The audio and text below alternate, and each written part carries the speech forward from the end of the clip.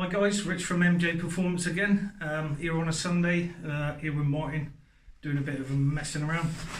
That's right. Now, as you can see, Rich is a bit hungry, so I'm just getting rid of his rather large... What's he saying? I need some race lightning for fucking... excuse my French. I need some race lightning for next year, definitely. Gonna have to go, mate, for you to fit in that racing. Rich, I think we need some weight reduction on you for the little beast. Or, no, just get a wide load sticker for the back. Yeah. But what we'll do is we're gonna have a little walk through and show you what's happening in the garage. What is quite unusual for most garages to have, you know, 1 or 2 RSs in the garage, but at the minute there's 3 RSs and, you know, 2 STs. 3 STs. You know, it's just crazy what's going on. Martin has got the little beast disassembled at the minute and everything laid out in order on the floor. So this is like a big kid's Lego set here, Rich. Yeah, it is. I notice he keeps on, you know, pointing to this little RS National Day little crease on the front bumper. Yeah, with my trip into the gravel trap. Yeah, but no, it can stay there. Little battle scars. Just battle scars there. Little beast. Yeah. But we'll continue the battle scars because we'll show you the, which we have before. We'll show you the, we'll show you the nice job that you've done on there. Yeah. The freshly powder-coated calipers.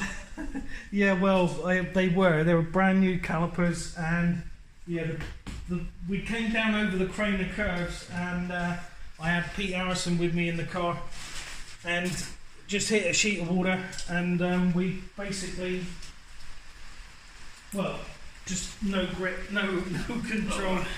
Poor little beast. Yeah. So this was sorry, viewers. Just to cut in, this was Psycho's contribution to the aesthetics of the car. We've got some nice kitty litter marks on the caliper. Lovely. Yeah. Unfortunately, Rich, that's not going to polish out. It was just battle scars. It was absolutely horrible. As we had to open the boot, and the rear towing point wasn't good enough, so they hooked the strap around the roll cage, pulled me out backwards. What did you say? And all you can hear is this horrible grinding sound as the stones were like grating against the calipers. And you it was horrible. That's right. Yeah. Yeah. You can ask Nick Malone on the way back how he felt about the stones being flicked up everywhere. But yeah. So all this is off here, Martin. So what's going on here? Right. So what's going on here? With the winter. Not a shutdown, but it gets a bit quieter in the winter. Gives us a chance to do some more mods on our own vehicles. So we're starting off with a little beast. You see, we're changing all the coolant hoses for the ancillary hoses red, radiator hoses red. Other things, we've changed it for a race thermostat. We've done aircon delete. Sean's Monty's on the blue one there, the black one, sorry. That's already been done. So a lot of things on his car has been done before this one, which is a bit unusual because normally it's the other way around. It'll be nice to get it out in the you know, when the season starts, because obviously aircon delete, I don't know how many more horsepower it's going to give us, but it's a couple. Anything's a gain.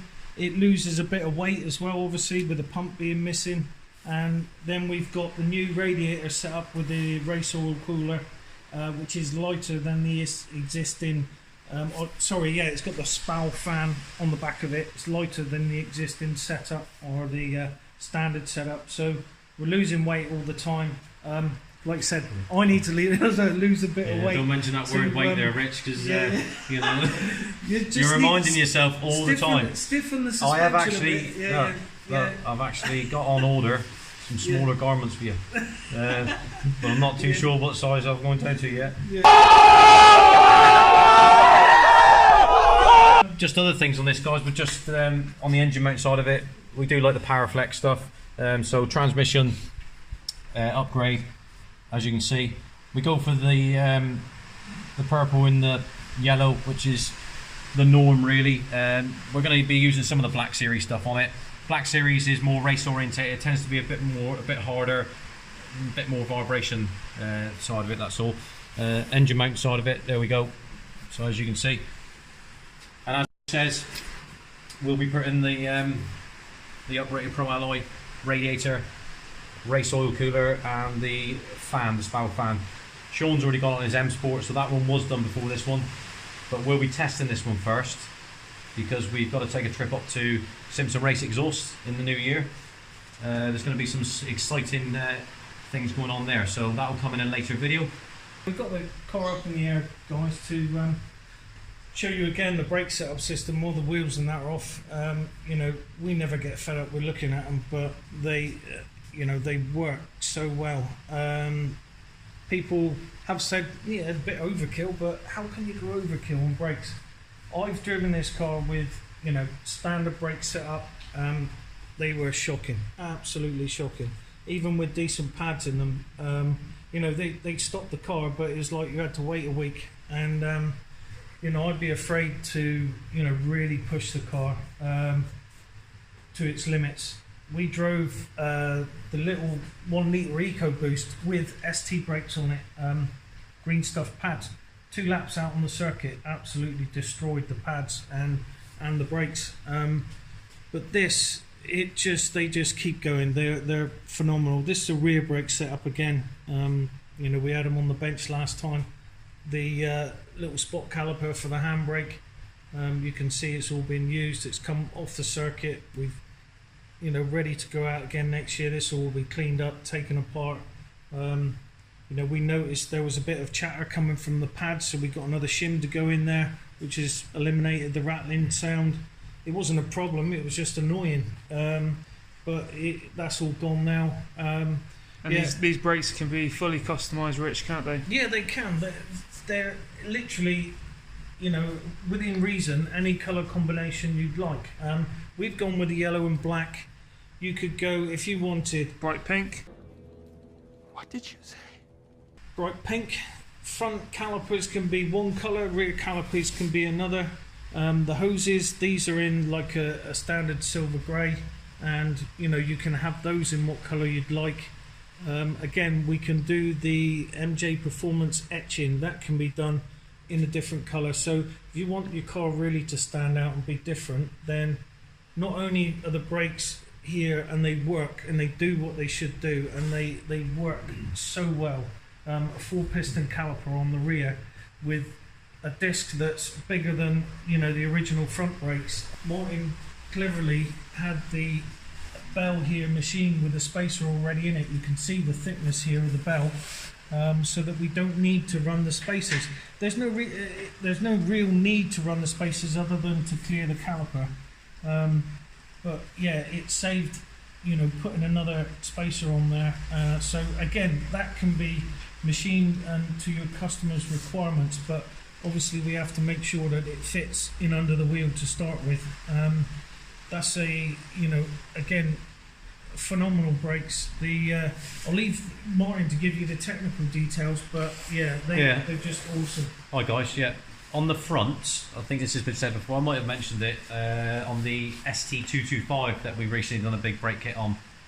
Similar setup, only difference is on the ST225 it runs a bigger disc, a 360mm disc, as opposed to a 340mm disc which we run on the ST180s.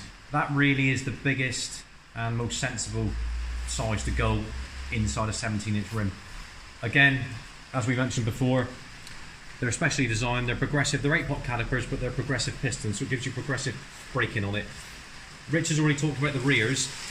The front's quite straightforward and simple. The rears was the ones which you had to think about, and you had to get all the calculations right, all the mathematics right with it, with regards to not over braking the rear. Okay, same problem.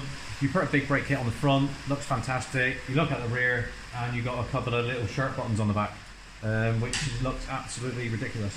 They look lost. Digestive biscuits. It could be, mate. Yeah, same sort of thing. Yeah, it was crazy. Yeah, it really did look ridiculous. Yeah. But to get the balance right, now Rich knows more so than anybody because he's our chief test driver.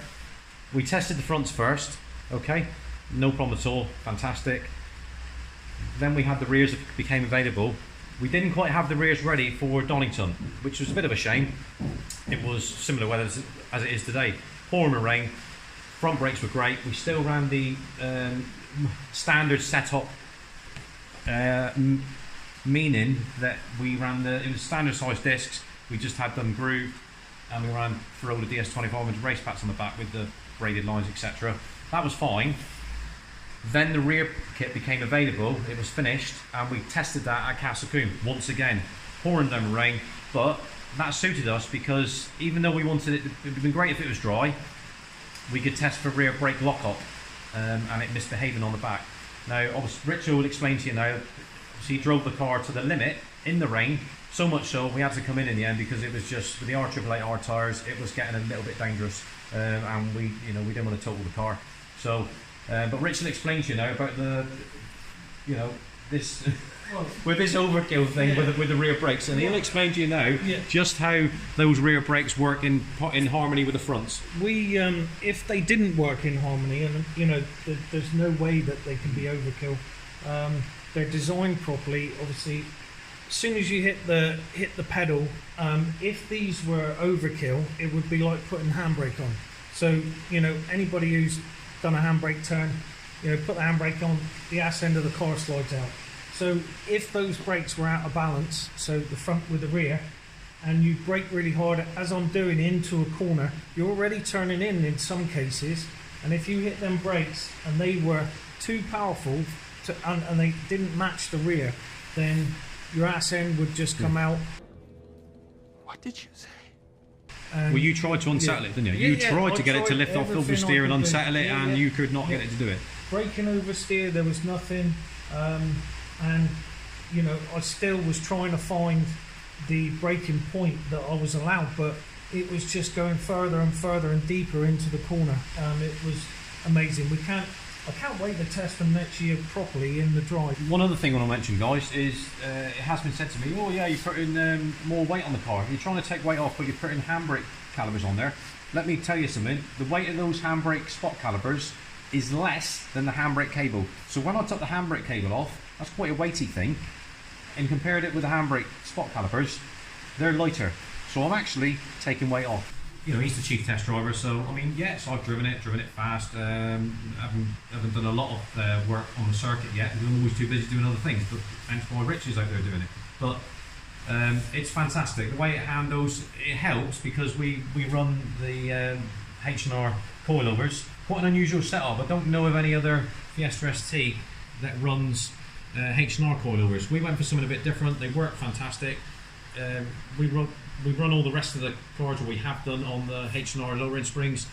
Tim, yourself, you've got them on the H&R lowering springs on yours with the standard shocks. Soon to be upgrading. Yes. So again, you can see it on our vehicle. You've been in the car, you know what it handles like.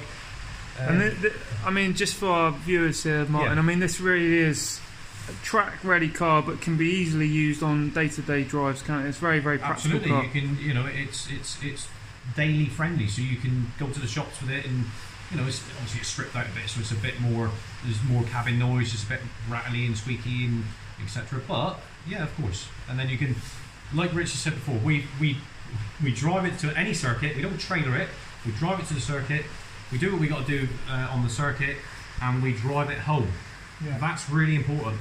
This car needs to it needs to be able to do that, so it appeals to the ST180 owners that are looking to do something like this. If it was a full-on track car and it couldn't be driven on the road, well, you couldn't really transform that and sell that to potential customers. Hence yourself, Tim. You've got a pretty close setup to this as it is, and the more we do, you look at it yourself and think, oh yeah, I like that, or oh, that's not for me. Yeah. But it's ongoing progression with this car, and it is our favourite.